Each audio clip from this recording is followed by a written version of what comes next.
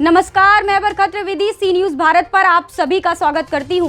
वक्त हो चुका है न्यूज बुलेटिन का। बुलेटिन में खबरों की शुरुआत करेंगे और जानेंगे कहां मुख्यमंत्री सामूहिक विवाह का हुआ आयोजन, कहां पैसे लेने के बाद भी पुलिस ने नहीं की कार्यवाही, कहां बंद दुकान से गायब हुए जेवर देखकर मालिक के उड़े होश। ऐसी तमाम खबरों पर आइए विस्तार से करते हैं चर्चा।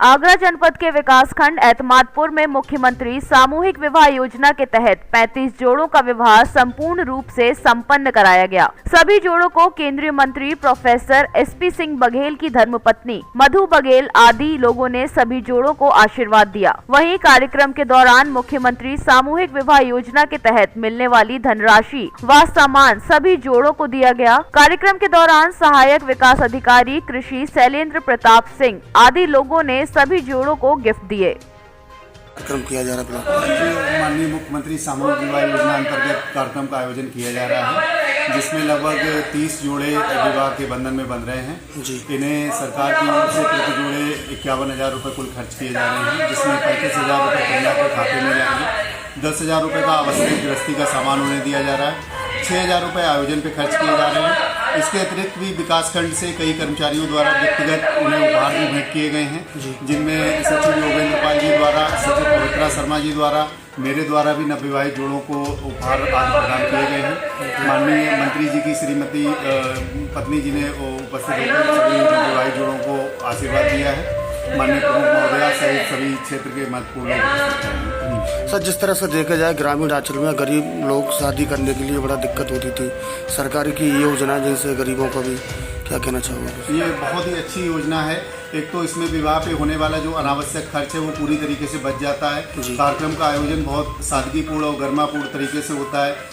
जनपद के वरिष्ठ अधिकारी और जनप्रतिनिधियों द्वारा इसमें प्रतिभाग किया जाता है। इसके अतिरिक्त प्रत्येक जोड़े को इसमें सर्टिफिकेट भी प्रदान किया जाता है। इससे उनकी शादी को एक कानूनी वैधता भी प्राप्त होती है, जो भविष्य के लिए आवश्यक है। और साथ ही इसमें जो एक समाज के लिए बहुत बड़ा कलंक था दहेज प्रथा, उससे भी समाज को मुक्ति मिल रही है। तो ये सरकार की एक बहुत ही अच्छी योजना है। इसमें आने वाले समय में मैं मीडिया के बंधुओं से अनुरोध करूंगा कि इस योजना का ज़्यादा से ज़्यादा प्रचार प्रसार करें, ताकि जो अगला आयोजन हो उसमें अधिक से अधिक संख्या में जोड़े प्रतिभाग कर सकें। लेकिन शादी को नहीं मानते और दोबारा से शादी करते हैं ये लोग।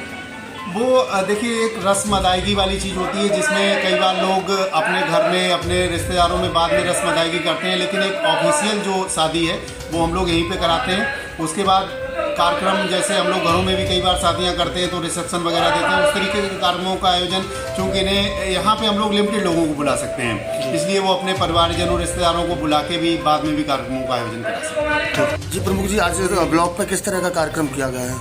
आज मुख्यमंत्री जी की तरफ से, हमारे आदरणीय श्री योगी जी की तरफ से जो एक योजना चलाई गई है गरीब कन्याओं के लिए, सामूहिक विवाह योजना, तो उसके अंतर्गत आज 30 जोड़े करीबन, जिसमें से 25 जोड़ों का अभी कुछ रह गए हैं जो रेडी हो रहे हैं, उनके लिए उनका सभी का विवाह कार्यक्रम चल रहा है कार्यक्रम जी।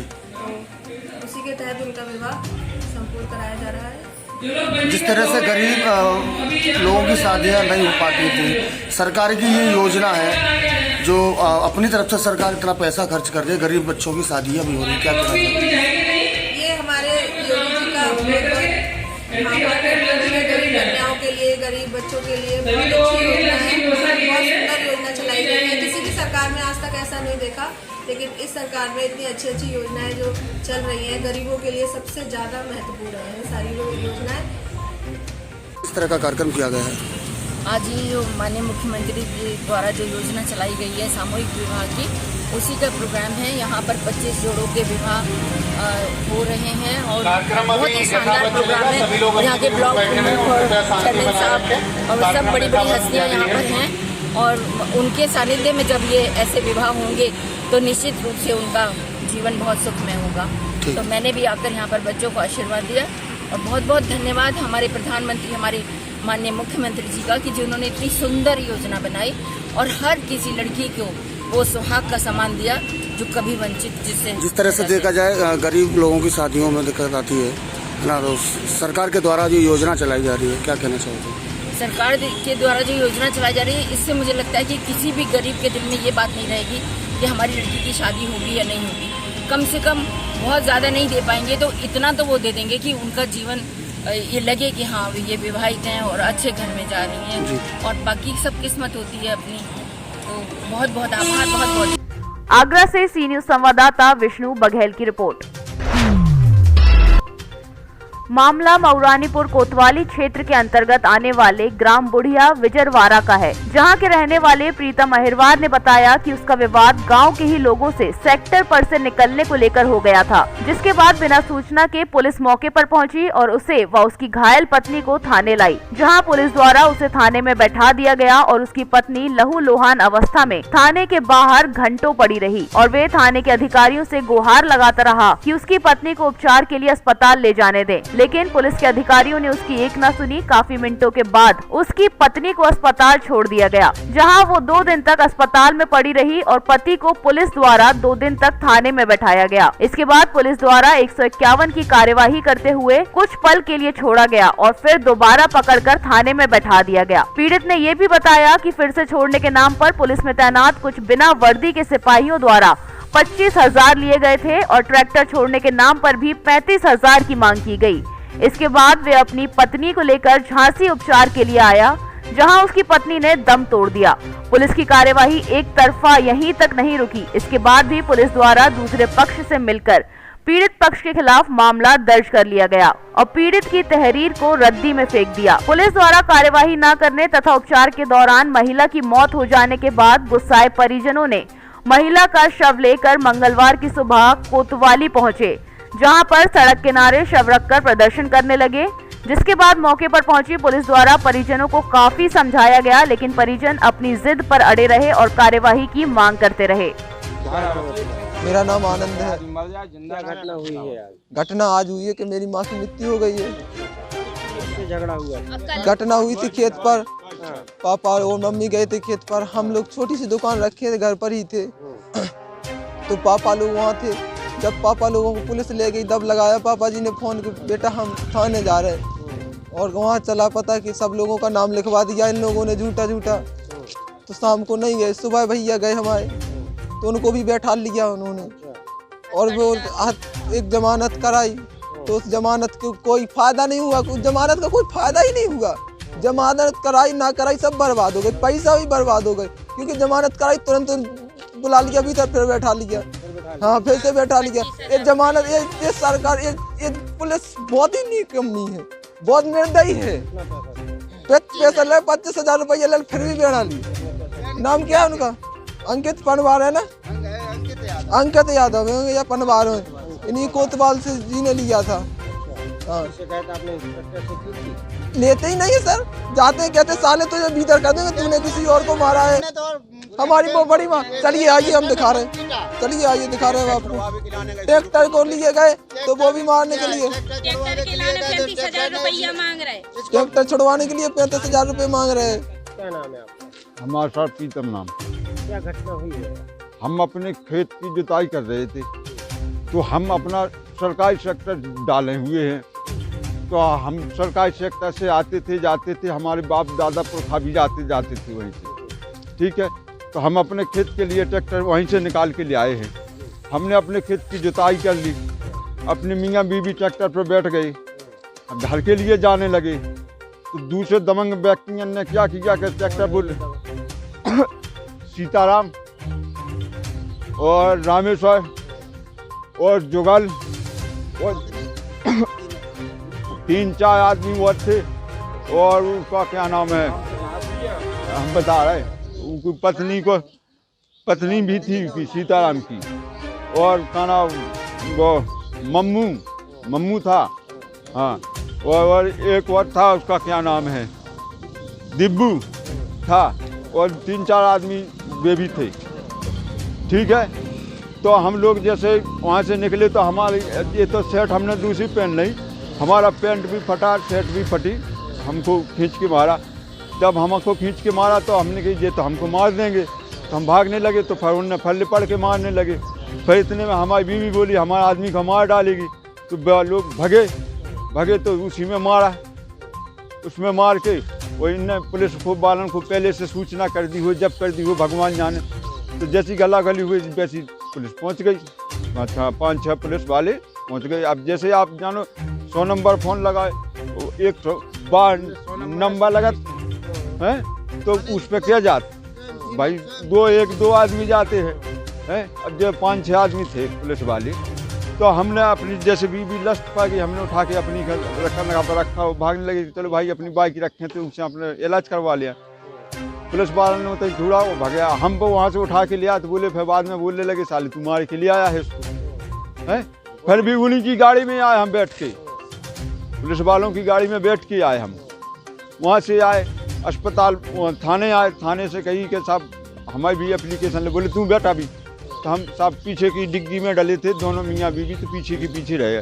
उन लोगों की रिपोर्ट भी हो गई हो जो कुछ हो गई हो। फिर इसके बाद इतना खाना अस्पताल में सरकारी अस्पताल में आए तो उनको पुलिस वालों ने जल्दी चालान करवा दिया, रेफर करवा दिया। वो भगे हमारी घरवाली को एक इंजेक्शन लगा दिया, मुँह में पट्टी बांध दी। बोले वो तो ठीक है और हमको पकड़ के साहब थाने ले गई। तो हमको थाने में डाल दिया पकड़ के। मैं आपको बताते चलूं कि आज एक व्यक्ति द्वारा शिकायती प्रार्थना पर देखकर ये बताया गया कि कुछ दिन पहले खेत में ट्रैक्टर खड़ा करने को लेकर विवाद हुआ था, जिसमें उनके साथ कुछ लोगों द्वारा मारपीट की गई। और आज इनके द्वारा बताया गया कि इनकी पत्नी का डेथ हो गया है। इस संबंध में इन्होंने तारीख दिया है, तारीख की जांच कर आवश्यक विधि सम्मत कार्रवाई करके आपको बताया। सर विभाग के किसी पे आरोप लगाए जा रहे हैं सर, इस पर कोई कार्रवाई की जा रही है सर? आरोप लगे हैं, इसकी जांच कर आवश्यक कार्रवाई। इसकी FIR दर्ज नहीं हुई क्योंकि मैं आपको बताते चलूं कि 22 तारीख को एक घटना हुई थी जिसमें खेत में ट्रैक्टर खड़ा करने को लेकर 2 पक्षों में लड़ाई हुई थी और दूसरे पक्ष द्वारा जो है उनकी महिला को चोट लगा था। इस संबंध तारीख का मुकदमा पंजीकृत हुआ था। इनकी तारीख आज मिली है, इस पर कोई कार्रवाई की जा रही है। झांसी से सी न्यूज संवाददाता चंदू राइन की रिपोर्ट। मोतिहारी जिले के चकिया में रेफरल अस्पताल के पास स्थित श्रेया ज्वेलर्स के मालिक जब अपनी दुकान खोलकर अंदर गए तो दुकान की हालत देख उनके होश उड़ गए। बाहर से दुकान बंद थी और अंदर से दुकान के सभी जेवर और नगद रुपए गायब थे। अज्ञात चोर सेंध मारकर दुकान में घुसे, फिर दुकान में रखे सेफ को तोड़कर उसमें से ज्वेलरी एवं 45,000 नगद उड़ा ले गए। दुकानदार ने इसकी जानकारी आसपास के दुकानदारों के अलावा पुलिस को दी। पुलिस मौके पर पहुंची और घटना की जांच में जुट गई। मिली जानकारी के अनुसार रेफरल अस्पताल के समीप स्थित श्रेया ज्वेलर्स के मालिक बीती शाम दुकान को ठीक से बंद कर अपने घर चले गए, लेकिन सुबह में जब दुकान खोलने के बाद अंदर गए तो दुकान का सेफ खुला हुआ था और सेफ में रखे 45,000 नगद और ज्वेलरी समेत लगभग 5 लाख का सामान गायब था। दुकान संचालक शत्रुघ्न कुमार ने बताया कि दुकान की दीवार तोड़कर चोर दुकान में घुसे और सेफ को तोड़कर चोरों ने चोरी की।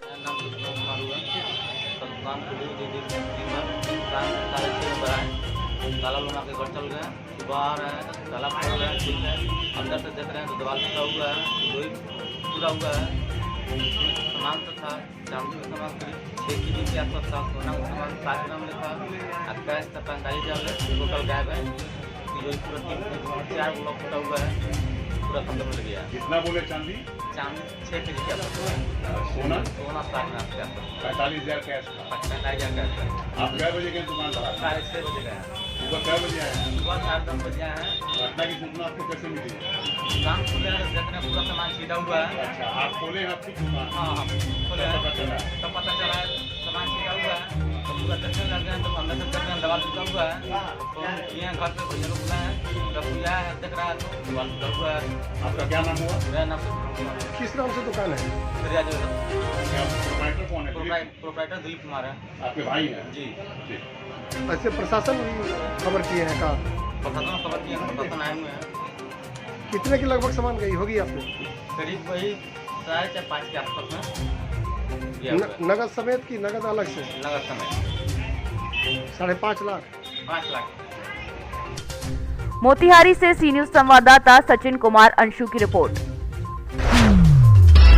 मामला अकलेरा का है, जहां धरती पुत्रों के साथ अजीब खिलवाड़ हो रहा है। सर्दी के समय सिंचाई के लिए रात 10 बजे के बाद दी जाती है बिजली की सप्लाई। जी हां, उपखंड क्षेत्र मनोहर थाना के GSS कामखेड़ा पर विद्युत विभाग की ओर से कृषि कनेक्शनों की 3 फेज सप्लाई का समय किसानों के लिए परेशानी बन गया है। ग्रामीण हरि मोहन मीणा ने बताया कि सरेडी फिटर पर आए दिन 3 फेज का तार टूट जाने से किसान व ग्रामीणों को परेशानियों का सामना करना पड़ रहा है।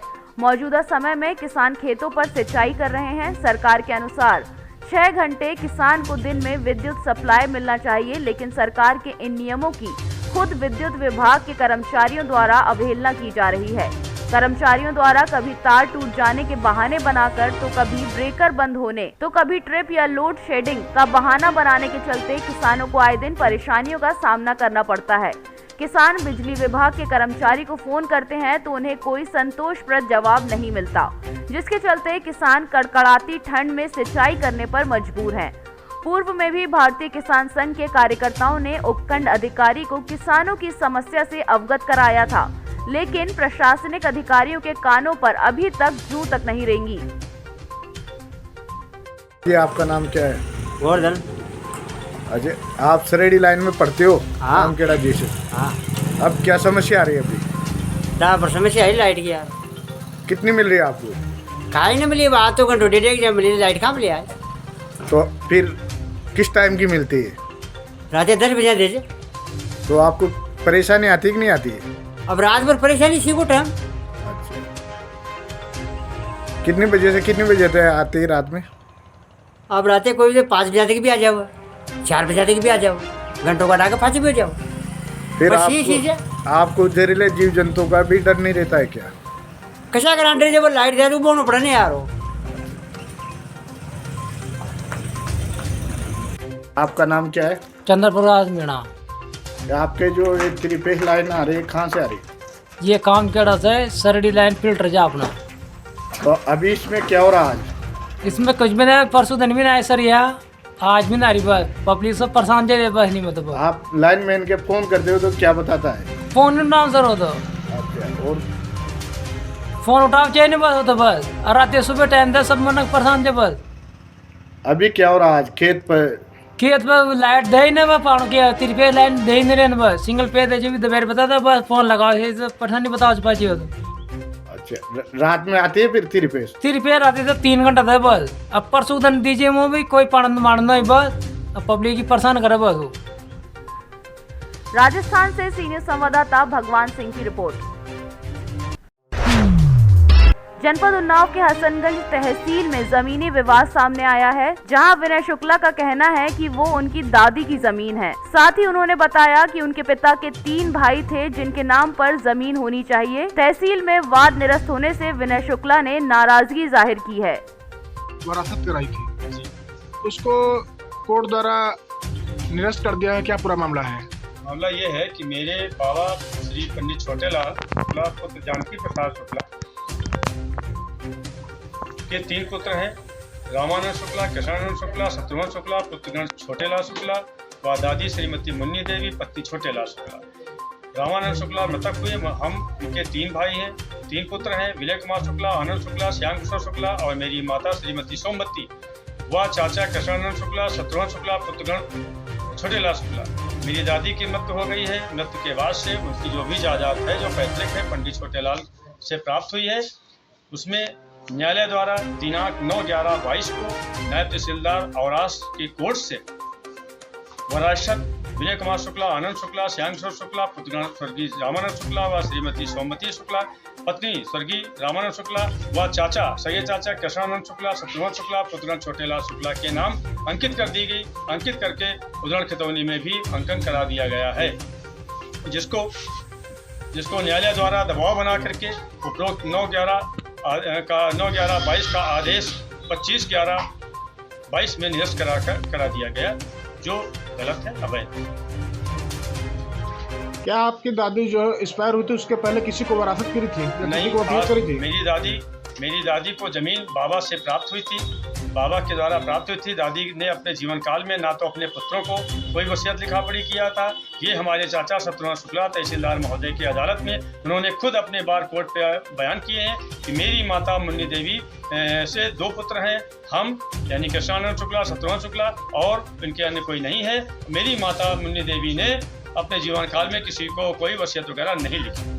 मेरा हक बनता है, चूँकि पैतृक संपत्ति है, मेरा हक है। इस वजह से न्यायालय द्वारा सब तमाम साक्ष्य को लेकर के और मौके पर जाकर के भौतिक सत्यापन किया, लोगों से पूछताछ करके तब न्यायालय द्वारा 9/11/22 को आदेश पारित किया। उन्नाव से सी न्यूज संवाददाता पंकज राजपूत की रिपोर्ट। निजीकरण के विरोध में बिजली कर्मियों का अनिश्चितकालीन कार्य बहिष्कार प्रारंभ। अब प्रदेश की बिजली व्यवस्था के अंतर्गत आगरा और नोएडा की तरह किसी भी अन्य शहर में नहीं चाहिए कोई टोरेंट पावर और एनपीसीएल की तरह निजी कंपनी। विद्युत कर्मचारी संघर्ष समिति के बैनर तले अधिकारियों और कर्मचारियों के द्वारा किया जा रहा दक्षिणांचल विद्युत वितरण निगम के एमडी कार्यालय पर धरना प्रदर्शन। निजीकरण के विरोध में कर्मचारियों में रोष व्याप्त है।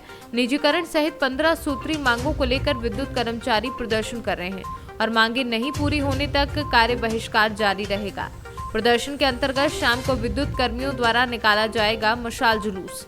इस मंच से ये आपसे अनुरोध करना चाहूंगा कि जो सिंह जितना भी आप राज्य विद्युत परिषद यूनियन संगठन उत्तर प्रदेश से अपनी क्षमता से जो भी यहाँ पर जो आज कार्यक्रम चल रहा है वो कोई हिचकिचाने की बात सभी संगठनों का, जो आप देना चाहें, चाहे वो संविदा कर्मी हो क्योंकि ये कार्यक्रम या आगे भी चलता हो, है, हमारे बाबूजी हो या TG2 हो या अभियंता हो, अपना योगदान देना ग्राउंड टू टॉप जितने भी हमारे अधिकारी हैं, कर्मचारी हैं, सबको मिलकर के संगठनों का जो आंदोलन चल रहा है वो पूर्ण कार्य बहिष्कार का आंदोलन है। क्योंकि आजकल जो कार्य के का वातावरण है वो बिल्कुल टॉप मैनेजमेंट ने बिगाड़ के रख दिया है। समय समय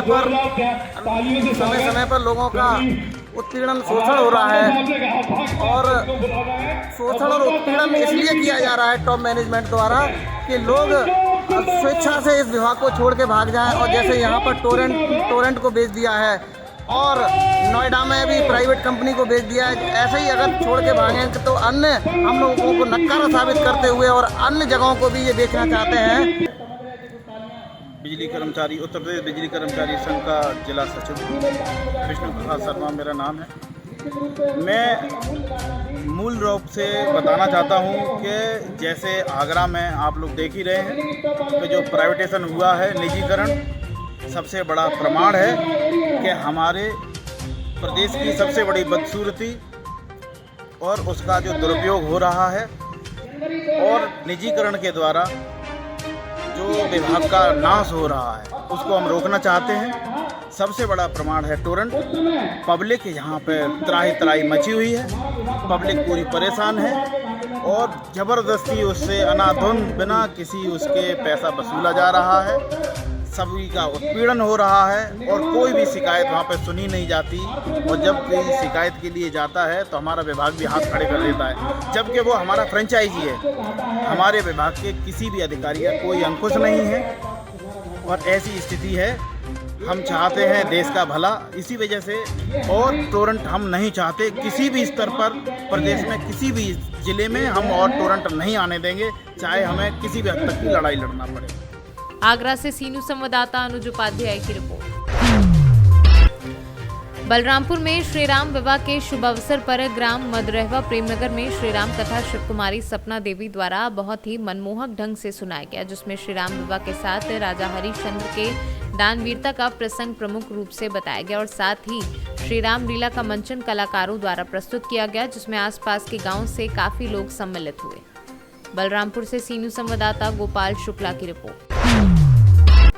जमीन और घर पर कब्जा किए जाने को लेकर अपने ही परिजनों के द्वारा मारपीट और प्रताड़ित किए जाने और बरारी थाना में मामला दर्ज कराए जाने के बावजूद 15 दिन से ज्यादा का समय बीत जाने के बाद भी पुलिस द्वारा आरोपियों की गिरफ्तारी नहीं किए जाने और पुलिस की मिलीभगत से अवैध रूप से मकान बनाए जाने पर रोक लगाए जाने की फरियाद लगाने एक वृद्धा अपनी बेटी के साथ भागलपुर प्रक्षेत्र के DIG विवेकानंद के कार्यालय पहुंची। इस दौरान फरियादी वृद्धा जोधा बेगम ने क्या कुछ बताया, आइए आपको सुनवाते हैं। मामला है कि जगह जमीन का है, बंटवारा करने बोलते हैं कि बांट के बनाइए, नहीं बांट के बनाएंगे। तुम लोग 1 किलो घर खाली करो। और मरने लगा लेडीज सबको, बेटी सबको था, सबको मरने लगा।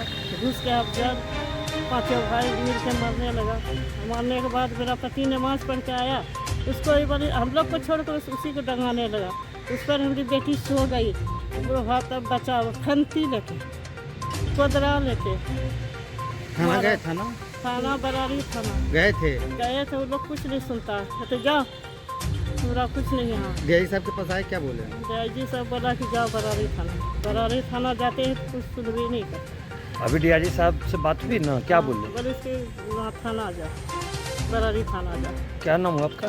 मेरा नाम हुआ जोधा बेगम। और आपके पति जिनको घायल किया गया है? हाँ, शमसुल है। हमने थाना प्रभारी को कॉल किया और बोला जो उचित कार्रवाई है वो आप जाके कीजिए। आप मुझे थाना पे भेज रहे हैं वो, और आपको पहले पता है कि मैं पहले से थाना जा रही हूँ, तो वो मुझे बार बार धुतकार के भगा दिया जा रहा है। और मुझे थाना वाला कह रहा है कि तुम्हारे लिए थाना खोल नहीं देंगे। हम पहले भी डीआईजी साहब के पास आए थे और आज फिर आई हूँ। पहले आए तो क्या नहीं हुआ था मामला? नहीं, मामला बिल्कुल नहीं हुआ, मुझे भगा दिया जा रहा था। लेकिन डीआईजी साहब आज बिल्कुल देखे पक्का, और मेरे सामने ही थाना को कॉल किया गया और मुझे भेजा जा रहा है कि आप जाइए बरेली थाना, जो उचित कार्रवाई होगा वो आपका किया जाएगा, बिल्कुल किया जाएगा। क्या नाम है? मेरा नाम परवीन है, परवीन खातून।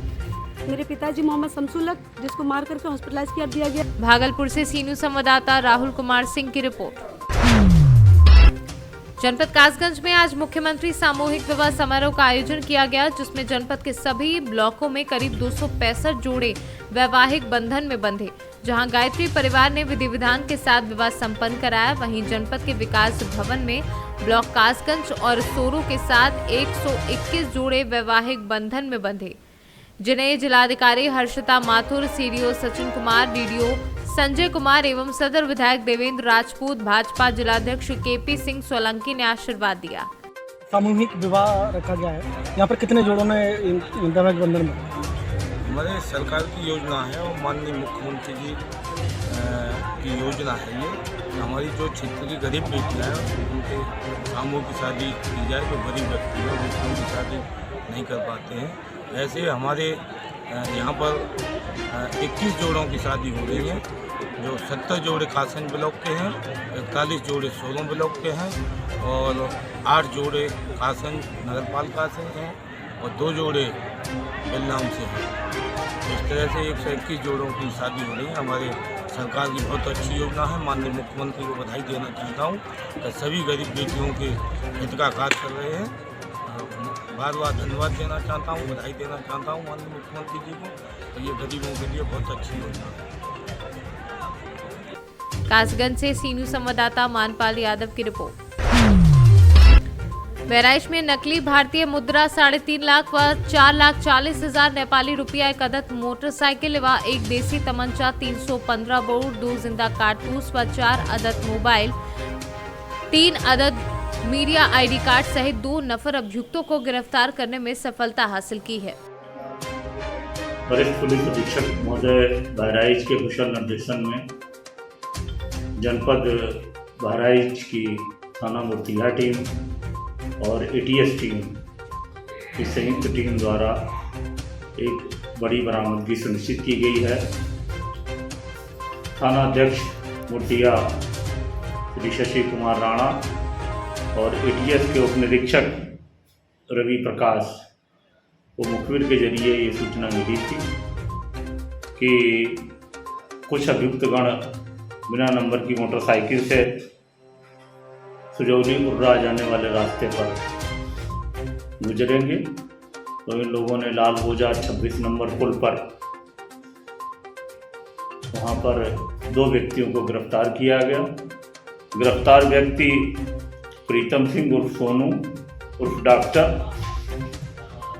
जो कि ढकेरवा ननकौर थाना तिकुनिया खीरी का रहने वाला है, और दूसरा है अवधेश तिवारी, ये थाना वजीरगंज जनपद गोंडा का है। दोनों के पास से 3.5 लाख रुपए भारतीय व 4,40,000 रुपए नेपाली जाली मुद्रा बरामद हुई है तथा 59,630 असली भारतीय रुपए बरामद हुए हैं। इनके पास से 1 अदद मोटरसाइकिल, 1 देसी तमंचा, 2 कारतूस, 4 मोबाइल और 3 अदद मीडिया कार्ड भी इनसे बरामद हुए हैं। संयुक्त टीम द्वारा इनसे पूछताछ की गई है तो ये भारत नेपाल सीमा पर अवैध जाली मुद्रा के कारोबार में संलिप्त पाए गए हैं।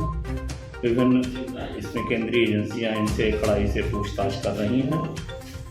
बरामदगी के आधार पर सुसंगत धाराओं में अभियुक्त पंजीकृत करके इनको जेल रवाना किया जा रहा है और इसमें योजना को तार्किक संगति तक शीघ्र पहुंचाया जाएगा। बहराइच से सी न्यूज संवाददाता मोहम्मद बिलाल की रिपोर्ट। फिलहाल के लिए इस न्यूज बुलेटिन में बस इतना ही। देश दुनिया की तमाम खबरों के लिए देखते रहें सी न्यूज भारत। हर खबर आपके साथ, आपके हाथ।